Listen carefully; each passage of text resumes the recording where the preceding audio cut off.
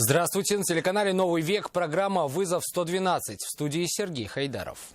И сегодня мы расскажем о крупной аварии на мосту «Миллениум». В больницу увезли вроде и виновника, и пассажира. Пострадали 3 человека. Хотел надругаться над 82-летней женщиной. Мужчина набросился, меня стал избивать, а затем попытался совершить в отношении пенсионерки насильственные действия сексуального характера. В отношении 26-летнего жителя Бавлинского района возбудили уголовное дело. Раскрыли в кратчайшие сроки. Сотрудники уголовного розыска установили причастность к данному преступлению 32-летнего жителя Лениногорска. Полицейские Татарстана задержали подозреваемых в крупной краже. Они орудовали в нескольких районах республики. Это и не только ближайшие 10 минут. Помощь пожарных расчетов и скорой помощи потребовалась участникам крупной аварии на мосту «Миллениум». С места происшествия были госпитализированы 3 человека. По предварительной версии, изначально на этом участке дороги столкнулись Kia и Лада Приора. Спустя время в стоящие автомобили на высокой скорости въехал внедорожник Toyota. В причинах аварии попытался разобраться Айрат Назипов.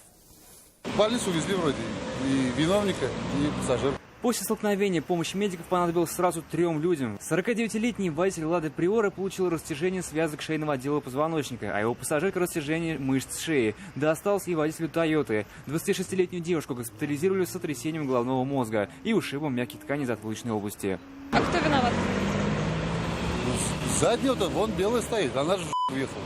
По рассказам очевидцев, серьезную аварию спровоцировала автоледи за рулем японского кроссовера. Все началось с того, что на мосту столкнулись Kia и Лада. Повреждения в автомобиле были минимальные, и тем не менее участники ДТП решили вызвать на место автоинспекторов. Даже успели выставить аварийные знаки. Но, несмотря на эти меры, избежать второго столкновения им не удалось. Вскоре к уже столкнувшимся автомобилям присоединилась Toyota. Она ехала просто впереди машины, резко перестроилась, а они стояли на аварийном круге, у них авария была, и просто не успела среагировать, и просто по касательно задела, все черт. Все 3 машины получили серьезные повреждения и уже не могли передвигаться без помощи эвакуатора.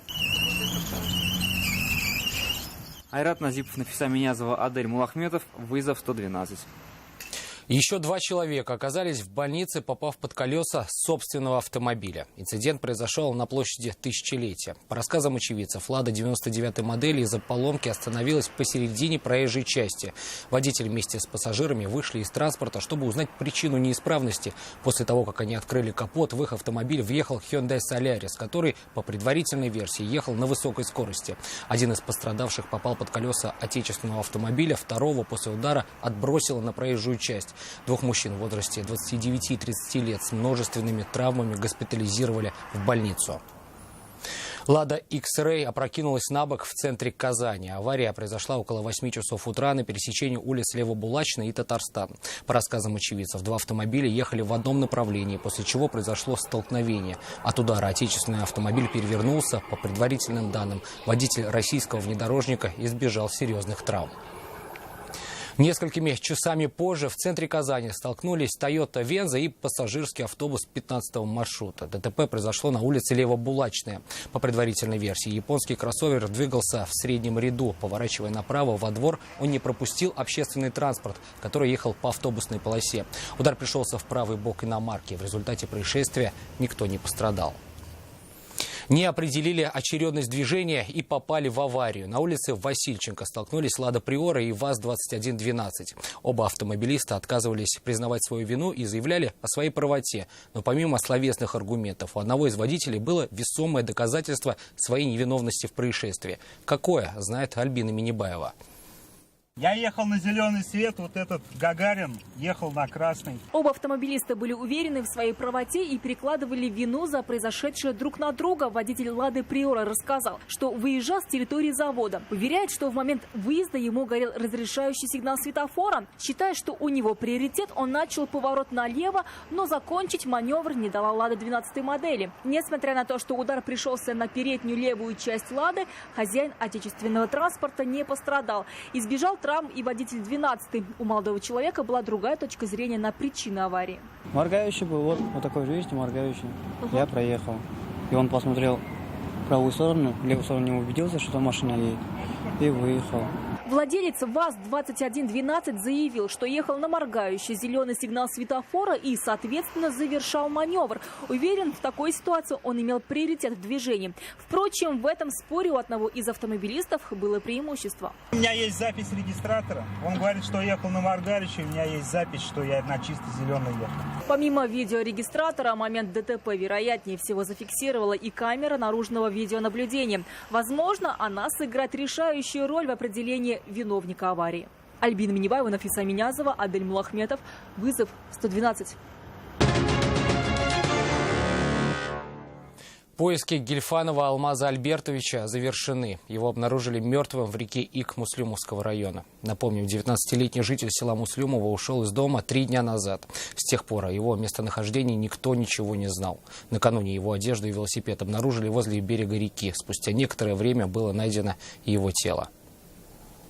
Попытался надругаться над 82-летней женщиной. В Бавлинском районе задержали 26-летнего местного жителя.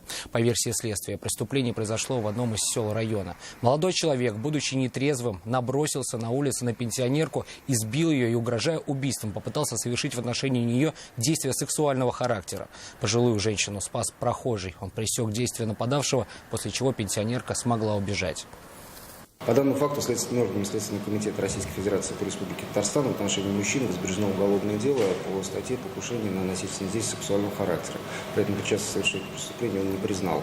Также следует отметить, что ранее мужчина уже привлекался к уголовной ответственности за совершение аналогичного преступления. В ближайшее время следствие обратится в суд с ходатайством избрания в отношении него меры пресечения в виде заключения под стражу.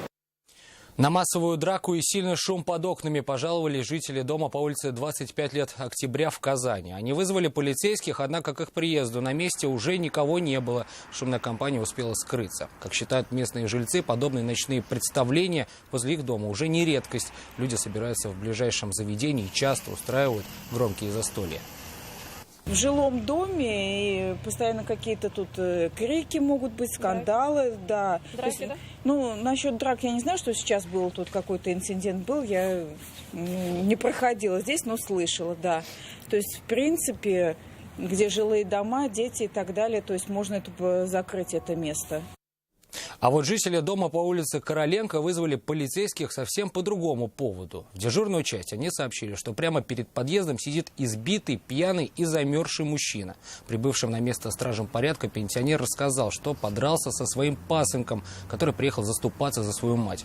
По его версии, после конфликта у него забрали ключи от квартиры, выгнали из дома и оставили замерзать одного на улице. От госпитализации пожилой мужчина отказался и заявление в полицию писать не стал. Полицейские Татарстана задержали подозреваемых в крупной краже. По данным следствия, предполагаемые злоумышленники проникали в дома и похищали ценные вещи. Орудовали в Альметьевске, Нижнекамске и Бугульме. В своем последнем походе они смогли похитить около 1 000 000 рублей. Обо всем по порядку в репортаже Анны Городновой. Свое последнее ограбление так называемые домушники совершили еще в августе этого года. По версии полицейских, проникнув в дом одного из жителей Бугульминского района, они взломали сейф, где похитили 800 000 рублей, порядка $3000 США. Помимо денег, они забрали ювелирные изделия на сумму около 300 000 рублей. По данному факту было возбуждено уголовное дело по статье «Кража в особо крупном размере». В ходе оперативно-розыскных мероприятий сотрудники уголовного розыска установили причастность к данному преступлению 32-летнего жителя Лениногорска, ранее уже судимого за совершение кражи и разбойного нападения. Впрочем, сдаваться подозреваемый не желал. Увидев полицейских, он попытался скрыться, выпрыгнув из 2-го этажа своего дома, но неудачно. После задержания оперативники обнаружили и изъяли пакет, в котором находилось порядка 400 000 рублей, часть похищенных золотых изделий, а также наркотики. Задержанный свою вину полностью признал и рассказал, что часть похищенного сдал в ломбард в Лениногорске. В отношении него избрана мера пресечения в виде заключения под стражу. В ходе дальнейших оперативно-розыскных мероприятий полицейские установили сообщников подозреваемого, также жителей Лениногорска. Как считают оперативники, все трое причастны к кражам из коттеджей в Нижнекамске и Альметьевске, совершенных еще в конце прошлого года. Анна Городнова, Айрат Назипов, вызов 112. Это все, о чем мы успели вам рассказать. В студии был Сергей Хайдаров. До встречи. И не бросайте вызов судьбе, вдруг она его примет.